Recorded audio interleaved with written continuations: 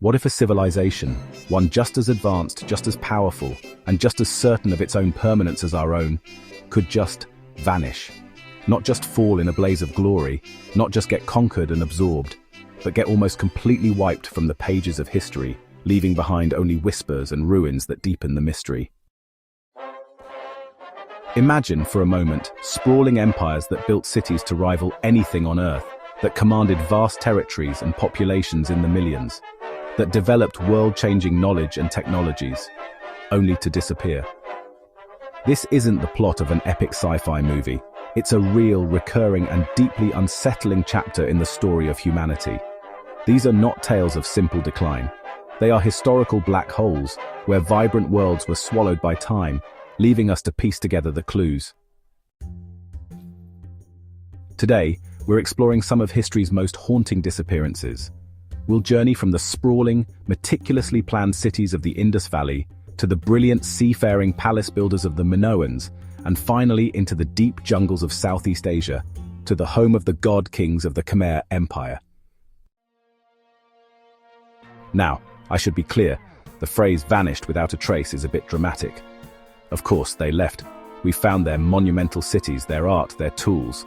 But the people themselves, their language, their beliefs, and most importantly, the reasons their entire world collapsed, have been almost completely erased by time. It's this silence that leaves us with such chilling and profound mysteries. Before we begin our journey into the unknown, if you enjoy exploring the great questions of our past, be sure to hit that like button and subscribe for more deep dives into history.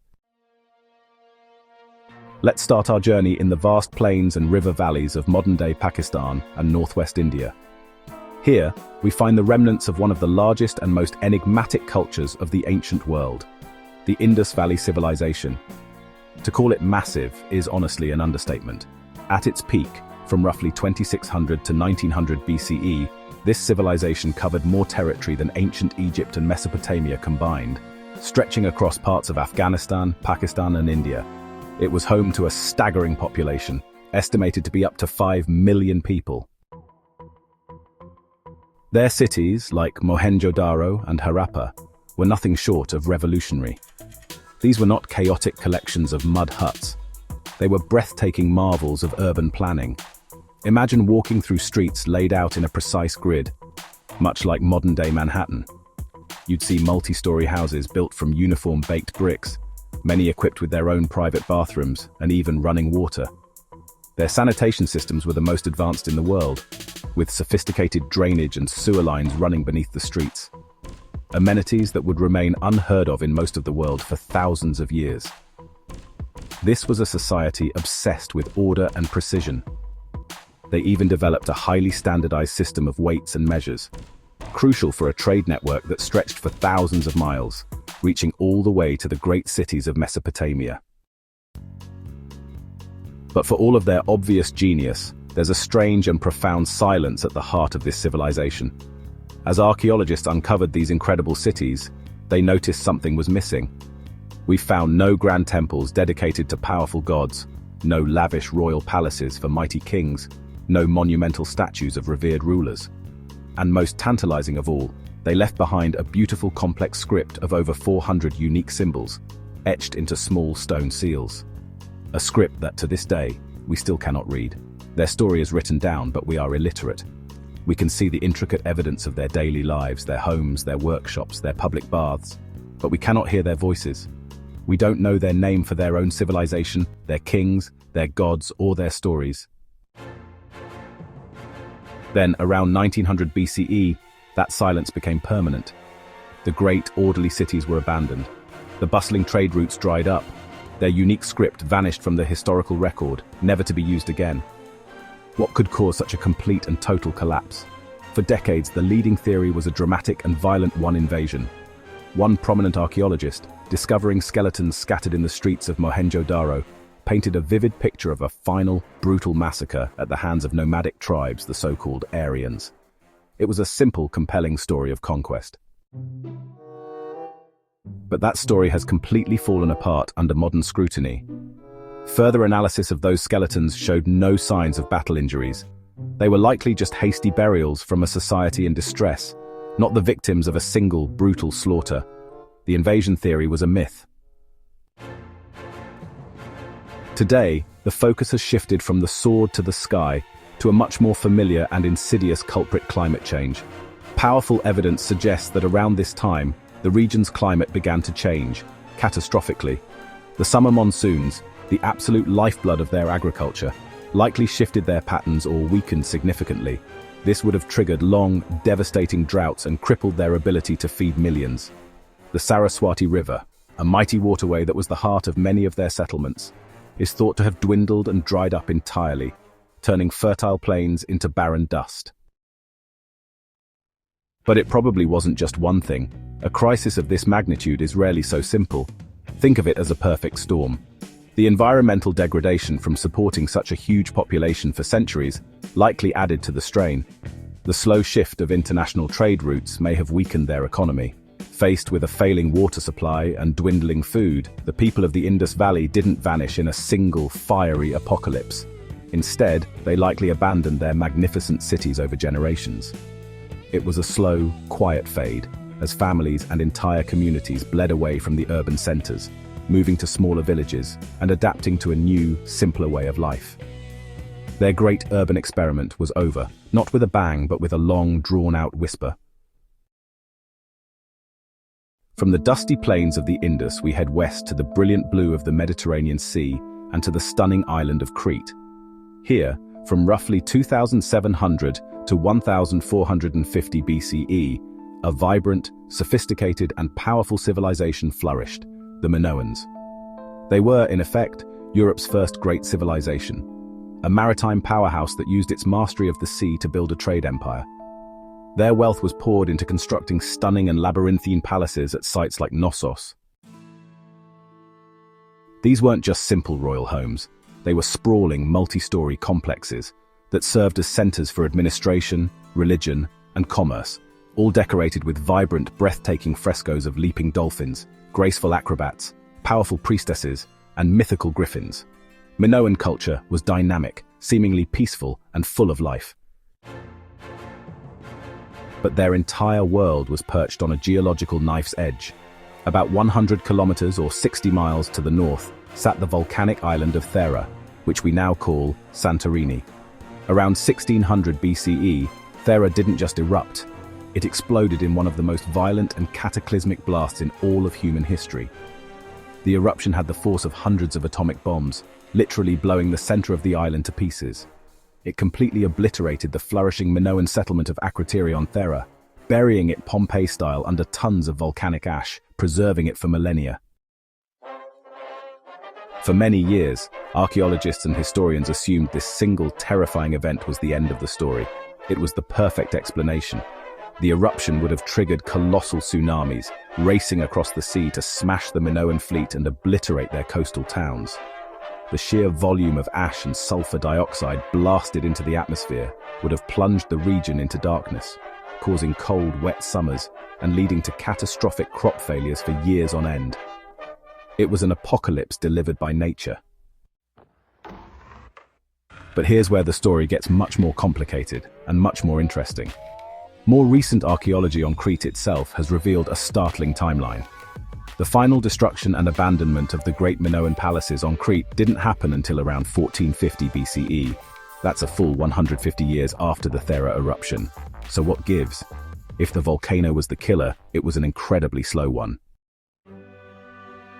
So, it now seems the eruption wasn't, a single instantaneous knockout blow, but rather a deep and crippling wound from which the Minoans never truly recovered.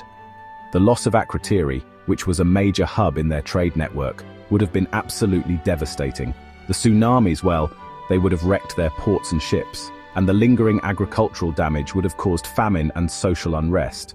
With their vital trade routes disrupted and the costs of transportation just skyrocketing, their entire economy was slowly and inexorably strangled. They were critically weakened, really, a giant left bleeding and unstable.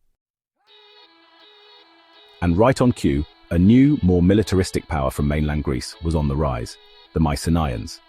By 1450 BCE, the archaeological evidence is clear: the Mycenaeans had arrived. Their weapons, their art, and even their writing appear at Knossos. It seems the final blow wasn't from nature, but from human opportunism. The Mycenaeans likely found a society in a state of terminal decline and simply took over. The Minoans weren't just wiped out by a volcano. They were a civilization mortally wounded by it, left to bleed out for over a century until a rival was ready to step in and take its place. Now, let's journey east to the sweltering, monsoon-soaked jungles of Southeast Asia, to the heart of what is now modern-day Cambodia. Here, from the 9th to the 15th centuries, the mighty Khmer Empire reigned. At its absolute peak, its capital city, Angkor, was a true megacity, the largest pre-industrial urban complex in the entire world. It was a sprawling metropolis of canals, temples, and homes that supported a population of nearly 1 million people. Its crown jewel, of course, was Angkor Wat, a temple complex so vast, so intricate, and so breathtaking that it remains the largest single religious monument on the planet. The empire's immense power was built quite literally on water. The Khmer were masters of hydraulic engineering. They constructed an incredible city-wide network of canals, massive reservoirs called barrages, and moats. This ingenious system allowed them to collect and store the immense volume of water from the seasonal monsoon rains, and then distribute it during the dry season. This water management was the engine of their civilization, allowing for multiple, predictable rice harvests a year, generating the enormous agricultural surplus needed to sustain that massive population and fund their colossal building projects. This control over water was the foundation of their economy and the source of their god-king's absolute power. For over 500 years, Angkor was a cultural, religious, and economic powerhouse. And yet, by the mid-1400s, this magnificent city was largely abandoned, left to be swallowed by the relentless green of the jungle. For a long time, the traditional story, the one told in Cambodian chronicles, blamed a single decisive event, the sacking of Angkor in 1431, by invaders from the neighboring Siamese kingdom of Ayutthaya.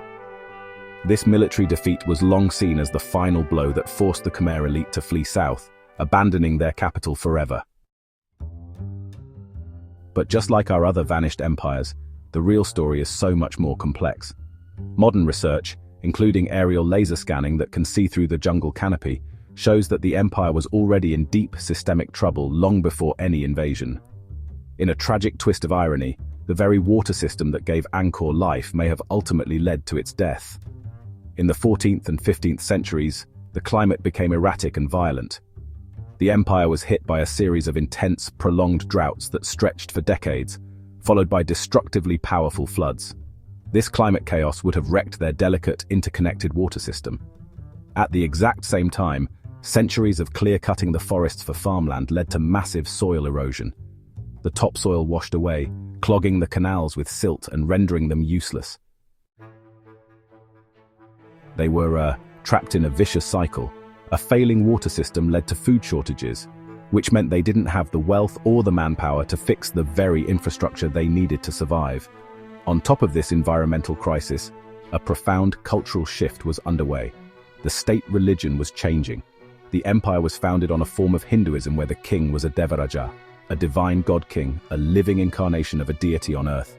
But a new religion, Theravada Buddhism, was spreading. This faith emphasized individual enlightenment and a more personal path to salvation, rather than absolute loyalty to a divine ruler. As the king's divine authority weakened, so did his practical power to command the tens of thousands of laborers needed to maintain Angkor's colossal infrastructure.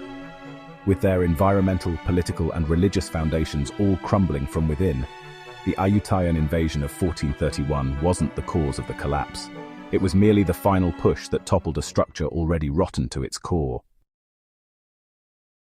The stories of the Indus Valley, the Minoans, and the Khmer are separated by thousands of years and thousands of miles. They rose and fell in different climates, with different beliefs and different technologies, and yet, they all teach a hauntingly similar and deeply relevant lesson. No civilization, no matter how brilliant, how powerful, or how advanced, is immortal. Their fates were not sealed by a single arrow, a lone volcano, or one invading army. They were undone by a complex and interlocking cocktail of factors. Climate change, environmental self-destruction, shifting economic realities, and internal social and political conflicts. These aren't just modern problems. They are ancient ghosts that have haunted humanity for millennia, bringing even the mightiest empires to their knees. These great civilizations weren't just lost. Their stories serve as a chilling reflection of our own vulnerabilities. They remind us, in the starkest possible terms, that the complex systems we depend on, environmental, economic, and political, are profoundly fragile. The ruins they left behind are far more than just archaeological curiosities or tourist attractions. They are silent, monumental warnings, etched in stone. They whisper a timeless and uncomfortable truth across the centuries. The line between a thriving empire and a forgotten legend is much thinner than we like to think. If you're captivated by the enduring mysteries of our past and believe these stories hold lessons for our future, please give this video a like and hit that subscribe button for more journeys into history's most fascinating questions. And let us know in the comments which lost civilization you find the most intriguing and why. Thanks for watching.